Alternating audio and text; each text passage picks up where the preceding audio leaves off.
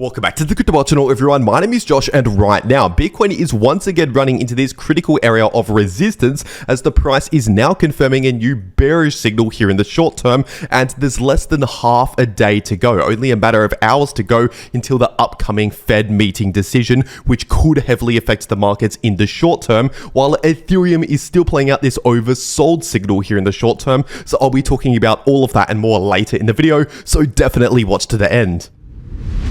First of all, just before taking a look at the Bitcoin charts today, we need to talk about the news today, because today there will be a Fed meeting decision where the Fed basically decides on interest rates, and this will be released at exactly 6 p.m. in the GMT time zone today on the 18th of September. And as usual, I will be sharing the results as soon as they get released, within a minute of the new results being released, over on my Twitter or X. Links down below in the description and in the pinned comment if you want to get extra updates throughout the day over on my Twitter.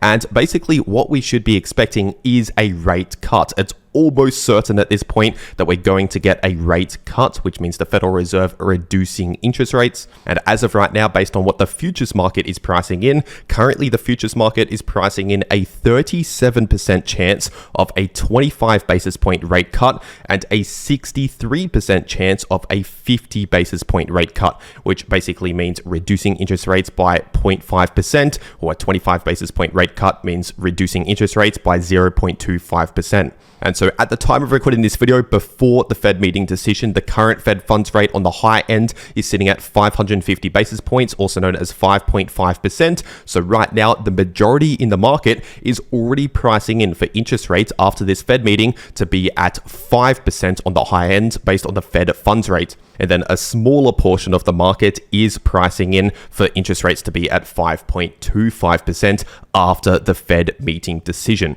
And in case you're new to all of this, all you really need to know is the lower the interest rates are, the more bullish that is. So if we see this outcome, the 50 basis point rate cut, that would be bullish for markets, because not everyone is pricing that in. There's some people pricing in for interest rates to be at 5.25% after the Fed meeting, which means if we get the 50 basis point rate cut, all of those people that were pricing in for higher interest rates, the 5.25% outcome, would have to price in immediately to 5%. And so essentially they'll be lowering their expectations immediately if we get that outcome down to 5%. And when we go from that higher expectation to a lower expectation, that is bullish. But on the other hand, if we get the 25 basis point rate cut, that would be a bearish outcome, even though it's a rate cut, because right now the majority of the market is actually pricing in for more than that rate cut, and the entire market has already priced in the 25 basis point rate cut. And so effectively, the portion of the market over here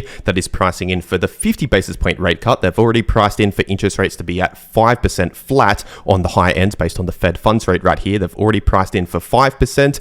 If we only get the 25 basis point rate cut, they would have to change that pricing up to 5.25%, which would be bearish. And with this Fed meeting in particular, we could actually see a decent amount of volatility when the results get released, considering a lot of the market is quite split between what we could be expecting. Usually going into these Fed meetings, we have basically one outcome as like a 90% chance of happening, and the other outcome maybe 10% chance. But this time around, a lot of the market is quite split on the outcomes, which essentially means expect some volatility as soon as these numbers get released, and especially moving forward as we're getting closer to the Fed meeting. And once again, at the time of recording this video, it's in just under half a day from now, and will be released at exactly 6 p.m. in the GMT time zone on the 18th of September. And as always, I will be sharing the new numbers as soon as they get released over on my Twitter, links down below.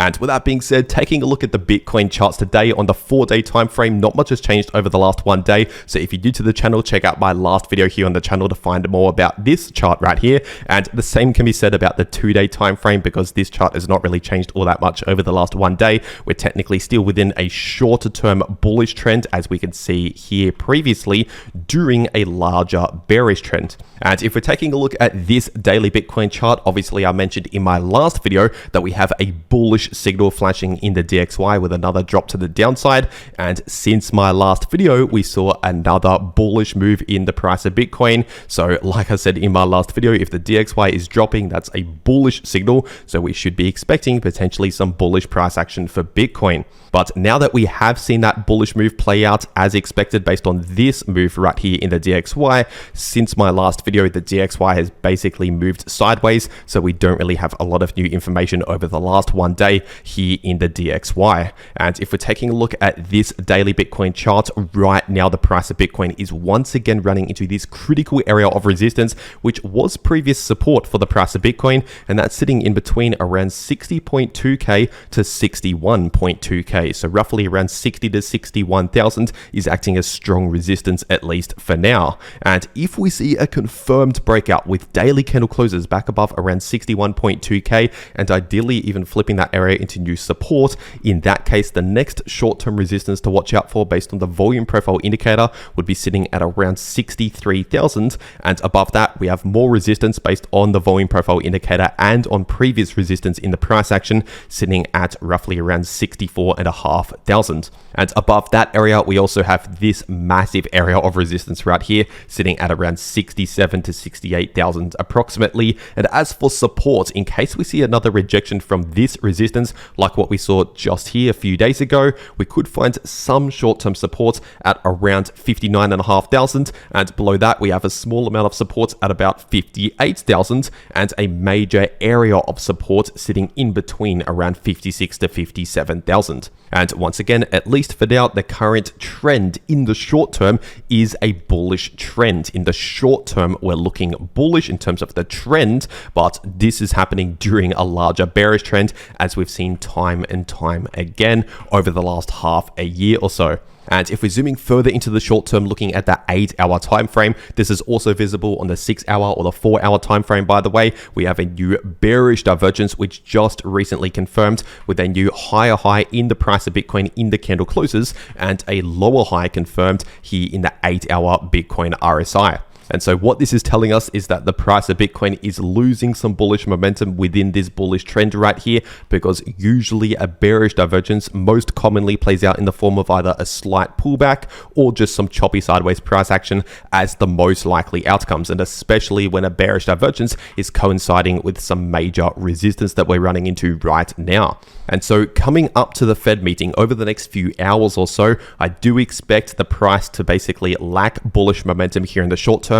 And then especially if we only see the 25 basis point rate cut, we could further play out this bearish divergence and potentially see another rejection from this resistance. But if we see that 50 basis point rate cut, then all bets are off. We could potentially break out straight above this resistance. So just keep that in mind. And if you want to trade these moves in the price of Bitcoin or any other crypto, personally, I take just about all of my trades over on Bybit. So I'll make sure to leave a link to Bybit down below this video in the description and in the pinned comment. And if you use that link down below this video to make a Bybit account and deposit on that account, then you can get up to a $30,000 deposit bonus, but only if you use that link down below this video. And also, if you use that link, it'll take you to this page right here, which is a massive lucky draw happening right now over on Bybit, where you could potentially win up to $100,000 just by trading crypto using the link down below this video. And so if you're going to be trading crypto anyway, you might as well check this out. Once again, first link down below this video. But for whatever reason, if you cannot access Bybit or if you cannot KYC on Bybit, there is Bitfinex, which is another crypto exchange similar to Bybit, but you don't need KYC for Bitfinex, which means if you're in the US or the UK, for example, or another country where you might not be able to access Bybit, you can access Bitfinex. So I'll also leave a link to Bitfinex down below this video, and if you use that link to make a Bitfinex account, you can get up to a 5.5k deposit bonus, and only if you use that link, you can get an exclusive 10% discount on all trading fees on the Bitfinex exchange forever if you use the link down below this video to make your Bitfinex account. And so as another option out there other than Bybit, once again, there's Bitfinex, links down below if you want to claim those extra bonuses. But with that being said, if we're taking a look at the Bitcoin liquidation confirmation heat map, obviously over the last 1 day, we just missed that downside liquidity. We got very close to this downside liquidity, and we basically just missed out on taking out that liquidity, which was sitting at just above 57,000, and we got within around a few $100s of taking out that liquidity. But we did end up taking out this major area of liquidity, which was still sitting at around 60,500 to 61,000, give or take. So either way, we did wipe out some liquidity. We just basically wiped out the short positions in this case rather than the long positions. And so this is one of the rare outcomes where we actually miss a major level of liquidity and we don't take out that liquidity. And so as I usually say, there might be a likely scenario, but nothing is 100% guaranteed. So even though there might be, say, an 80% chance of something happening, that doesn't mean it's guaranteed to happen. It means it might happen 8 times out of 10, but still there's 2 times out of 10 where it might not happen. But with that being said, we still have that major level of liquidity still sitting at just above 57,000, around 57.2k, give or take. And with that being said, we also have a major area of liquidity to the upside sitting at around 61,500 to nearly 62,000. So right in that price range, there's also a lot of liquidity building to the upside. And with that being said, taking a look at Ethereum on the 3-day time frame, right now we're still looking bearish on the larger time frames, as I've been saying for a long time now on the channel, still forming lower highs and lower lows in a larger bearish trend. But of course, we're still holding above a major area of support, as I've also been saying over the last few weeks, and this is sitting in between around 2150 to 2.2k. So this is still acting as massive support for the price. And as for resistance on this chart right here, we do have some resistance at around 2450 to 2.5k and massive resistance at around 2.8k based on previous support now acting as new resistance, and also based on the Fibonacci level. And if we're taking a look at the daily time frame, technically speaking, this bullish divergence is still active because we've not yet confirmed an invalidation signal to invalidate the bullish divergence. And I talked more about this in more detail in my last video here on the channel. So if you missed that video, check that video out if you want to know more about this bullish divergence. But essentially, it is still active, at least for now. And if we're zooming further into the short term, looking at the 3-hour time frame, obviously over the last 1 to 2 days, we pretty much perfectly played out this oversold signal here in the 3-hour Ethereum RSI, because like I said around 2 days ago, we should be expecting either a slight bounce here or at the very least some choppy sideways price action. Basically no more bearish price action just for the next 1 or 2 days. That's what I said 2 days ago, and since then we've seen exactly that as expected, because essentially whenever the RSI is entering into oversold territories, that's telling us that the price is running out of room to the downside and we're approaching a local low in the price, but not necessarily the bottom, because an oversold signal is not a trend reversal signal. It's just telling us that we're due to see a bit of a reset back towards the upside to reset the RSI, which can give us some more room to the downside later on. And an overbought signal is basically the exact opposite, when the price is running out of room to the upside, at least in the imminent short term, and we're due to see a bit of a reset to the downside, or at least sideways, to reset the RSI back towards the downside, which actually can sometimes give us more room to the upside later on.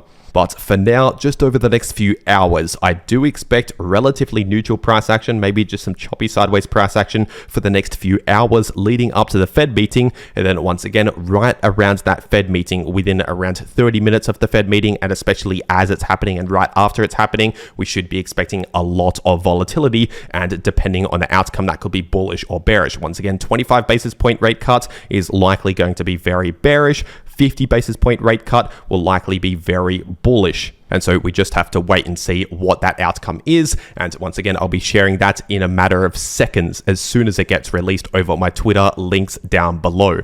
And with that being said, taking a look at Solana on the daily time frame, right now Solana is still looking very neutral just in the short term, bouncing around sideways in between support and resistance, with an active bullish divergence still playing out.